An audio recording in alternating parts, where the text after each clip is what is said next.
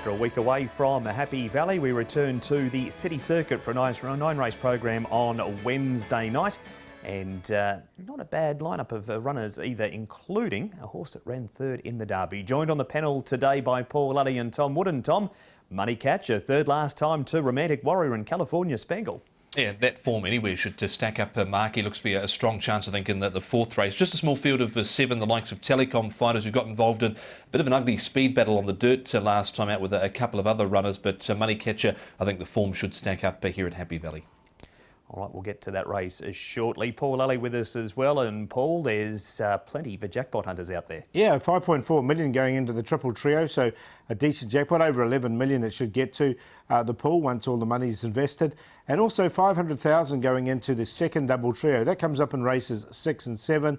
There's a few first starters which are quite interesting as well throughout the card. That just makes it a little bit more spicy. You're right, there's quite a number of those horses having their debuts at the Valley and indeed in Hong Kong as well. But the meeting details first of all, we're up to meeting number 60 for the season.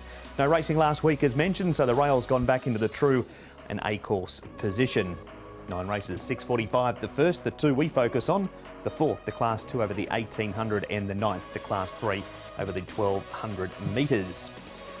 The Chater handicap, just a field of 7 to run here. We've got Telecom Fighters second time at the 1800 for him. Money Catcher's out of the Derby. Sava Quinn has placed 2 from 3 course and distance.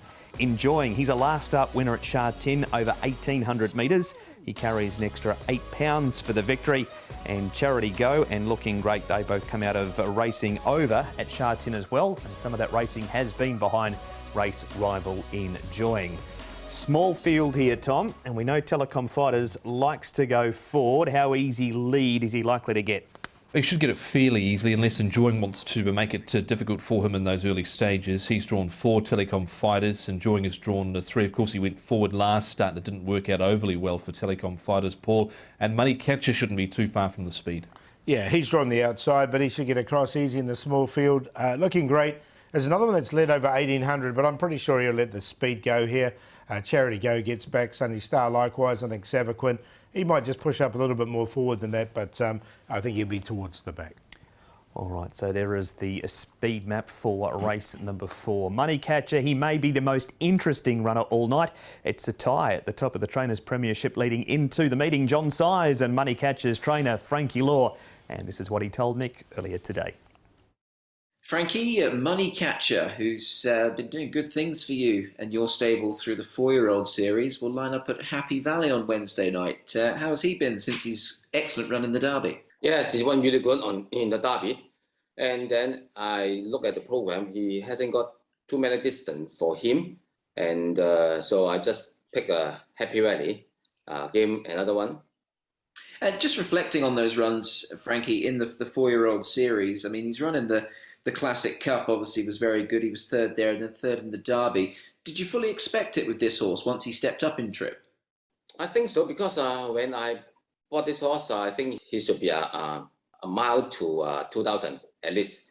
So it's suitable for this season, the 4-year-old series. But for me, he's won really good on the Cup and then in the Derby. And he has trialled here at Happy Valley, Frankie. I think that was his very first trial for you. With bringing him to the Valley, is that something that you wanted to do, or was that something that perhaps your hand was forced a little bit given the programme? Would that be fair? Yes, also, usually Happy Valley, the race should be a little bit weak. Anyway, he tried in Happy Valley, tried okay, so just let him try. Yeah, well, you've got a good record at Happy Valley this season. I went and had a look at it, and I think you're either top or second, or you and John are basically fighting that one out as well. Just on this horse's targets, Frankie, I mean, I know he's yet to actually win one in Hong Kong, but given that he is a stayer, do you have anything in mind that you want to try and aim at with this horse? Depends. This race, if he won good, maybe a little thing about maybe go free, something like that. Yeah, depends by how he wants tomorrow. The trendy Frankie Law there, Tom. We'll have a quick chat about Money Catcher. I know you're very keen on the horse. Yeah, I think he's going to be really tough to beat. The format of the Derby, of course, should be strong leading into a race like this behind Romantic Warrior and California Spangler. The 1800 metres should suit, and there's been nothing wrong with his trial here at Happy Valley in the past. So I think he's got a big chance. Barrier 7 won't be a concern either, Paul. No, it doesn't look like it will be in the small field. He should be able to get across easily enough as well. So, yeah, he looks tough to beat on that form. It looks the strong form lines coming into the race. All right, that's Money Catcher. We move across now to Telecom Fighters, who's in this replay with a few others. He leads for home here, Telecom Fighters. Including in this race is Savaquin, who's got a pretty good record over the 1,800 metres. And Sunny Star, he has Group 3 placed, Paul, at Happy Valley as Sunny Star. That was in the January Cup, but he's better form and his winning form is over shorter distances. Yeah, I just wondered about the trip for Sunny Star, but look, I think Savaquin's going to be the toughest to beat. He's getting up in the ratings now. He's up to a rating of 91. He has been third before off a rating of 93 before here at Happy Valley. So, look, he can perform in this grade, but look, he's a Quinella horse for me. The only little worry I had about Savaquin, I've got him in the top 4, was just his fresh up record. He's had a slight freshen up. He's never gone that well fresh, as we see. Telecom Fighters, who got involved in that speed battle on the dirt last start. He's a 4-time winner from his 23 starts and course and distance there at Happy Valley. Just the one start didn't place on that occasion, but he's certainly got claims on what he has done this season already. Yeah, he's just got to give weight away to all these horses as well, doesn't he? I mean, he's got Zach aboard, did get into that speed battle, so look, he wouldn't want to get into one, and I don't think he will in this race. I don't know if he's totally up to this class. I think there's some quite nice horses in this race. Savaquin, Tom, that is him back on the inside. We haven't seen him on race day since the 23rd of February when fourth behind a very informed horse in Cheerful Days. He's been kept ticking over by John Size with a couple of trials. This is his last one behind A La King. Yeah, so the 2 trials, as you mentioned, fourth in this one and 8th in the one prior. He was at the rear in this trial. As you can see, the track this morning was slightly rain affected, and there was no pressure put on him, Paul. And just as I mentioned before, just that little fresh up record does worry me a little. Yeah, look, Joe Maria, I don't think it's a strong field, is it? So, I mean, he'll get his opportunity, I think, and the trial was fine, and the stable's going pretty well at the moment. On Joe Marira, Paul, he's 2 away from 1,200 wins in Hong Kong. Has he got the book to at least ride those 2 winners? Yeah, I think he has. I quite like Wizkid. I like Natural Storm. Fairbow runs his race as well, but those first 2, I quite like both those 2 horses. So I think he's got the opportunity later on the card. Look, he's got Sure Joyful. It was disappointing last time, I'd have to say, after running well on debut. Yeah, he was a bit disappointing, and they stay at 1,200 with him again. Fabulous 8 stepping to 1,200 metres, and Sky Forever closed off strongly down the outside. So, as you'd expect, a strong book for Joe. It is, and honing in on 1,200 Hong Kong wins. Finally, Tom, for this race, there's Enjoying in front. Charity Go is in the blue and purple colours and looking great as on the outside. A number of these are noted 1,800 metre horses, but they have struggled with limited goes around Happy Valley so far. Enjoying, he's had 3 starts at Happy Valley, hasn't run in the top 4, and he has one of those runs was course and distance. I put it looking great, Paul, because I thought he stayed on pretty well. They were bunched together here at the finish, yes, but look, he wasn't too bad, I thought, here, and he's one that has performed over 1,800. Yeah, he's done okay at Happy Valley of these ones as well. So, yeah, look, I agree. He goes in for me as well, looking great, and we know 1,800 metres is the ideal distance for this horse. That is a look at some of the replays leading up to Wednesday night's 4th race. Paul, is Derby form the best form? I think so. Coming into this race, look, he's up against the older horses. Just had that one trial at Happy Valley. That was his first ever trial. Actually, Zach rode him that day. He sort of weakened out a bit, but it was only his first trial. So that's just picking at straws there. I think coming since then, he's gone really well, onwards and upwards, and I think he can win this. So Money Catcher on top, Savaquin second, looking great, and then Telecom Fighters 2, 3, 7 and 1. Same 4 numbers, Money Catcher on the top. I think he's good enough to win this on the ability that he's shown so far here in Hong Kong. Telecom Fighters, number 1, just has to carry the weight. Savaquin with a slight freshen up and looking great has the light weight. So 2, 1, 3 and 7. And that trial for Money Catcher at Happy Valley was back last November. Off to a break here on Racing to Win. That has been part 1. We will have a look at the last, race number 9, right after this.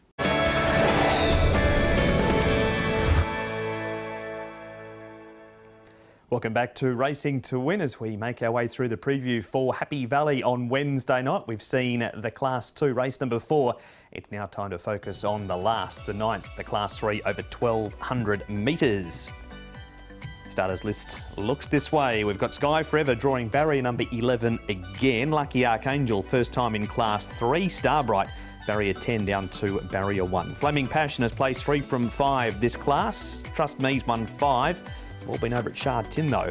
Wine and Wine, his win was off a rating of 66. He's placed his last 2, has early speed. Lyrical Motion steps up in trip for the first time in Hong Kong from the 1,000 to the 1,200. He's won over the 1,200 at Gosford prior to arriving. And River Views comes to the Valley for the first time. He has not trialled at the track. Now, the speed map for the last here, Tom, expected to be a good pace. Yeah, it should be, with horses like Wine and Wine, especially with Victor Wall on board, should be able to roll forward. Starbright shouldn't be too far away. He actually led them up last start, Paul. And Flaming Passion, he's normally pretty reliable in terms of where he races. Yeah, I thought Wine and Wine, Zach wouldn't want to get in a speed battle there, so he would happily let him go. Lucky Archangel led last time as well, but from barrier 10 and all his pace underneath him, I think he'll probably just try and take some cover. Wild West Wing, as we know, is another one that's got a bit of pace and could go forward. Sky Forever, I think, and Transcendent will go towards the back. And trust me, he's shown some pace in the past as well. Lucky Archangel is a horse in form. Harry Bentley takes the ride on board this week. And with some shrubbery in the background, this is what he told Nick earlier today. Harry, Lucky Archangel is a horse you know well, and you'll be back on board for Wednesday night. Yeah, know him pretty well now. Had a few spins on him and glad to get the ride back. Talk us through his recent trial, Harry. He kept some good company in that latest one. He did, yeah. It was a very strong trial he was in, but he gave me all the right feelings, and he's still in very good spirits. And even though he's stepping up in class, he feels up to the challenge. I know you didn't ride him last time. Zach was on board and he went forward and won. Hence, he's going up in grade. Do you feel the step up in grade is something that he can take in his stride, this horse? Yeah, I do. I mean, he's been very consistent whenever he's got a good draw, this horse, and he won well enough last time to suggest that he should be competitive in this grade. Obviously, we'll see tomorrow night whether or not he's up to this company, but I think he'll run a strong race. Just on his tendency to jump a little bit slow, Harry, there is quite a lot of pace in this race. If he was to perhaps do that, would you be happy, obviously, taking a lead? I mean, when you won on him that day, you were happy just to take a lead off one, and then he finished off strongly. Yeah, when I've ridden him in the past, I've been happy just to slot in behind one and get him relaxed, and he can anticipate the start of it and be a little bit fractious in the stalls before they open, hence why he sometimes is slow away. So it all depends how he behaves on the day. Obviously, if he can break very well and he's clean away, then I would press forward and try and be handy. But whether or not he's going to be quick enough to be right up there with the leaders with all the pace inside me, I'm not sure. So, yeah, I mean, I just want the sort of smoothest run around. Harry Bentley there. Paul, he's been a horse of yours, Lucky Archangel, but he's had no luck with the draw this week, and he is going up in grade. Yeah, so there's a couple of negatives against him. Look, he's a very honest horse. He's a 2-time winner, so he's done a really good job this season. I've got him in on a minor line, but I couldn't put him on top from that draw.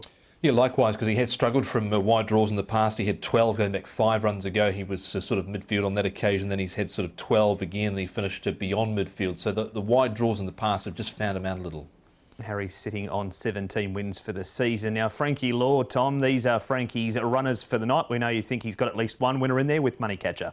Yeah, flying at the moment as Frankie's had, I think, 8 winners across the last 4 meetings. He's got massive action going around in the first. Money Catcher looking great. Hurry Gain, he's been at a little bit of a crossroads recently, but it drops in grade for Wednesday night. And Peak to Peak wasn't too far away last start. Zach Purton rides, and Lucky Archangel with Flaming Passion.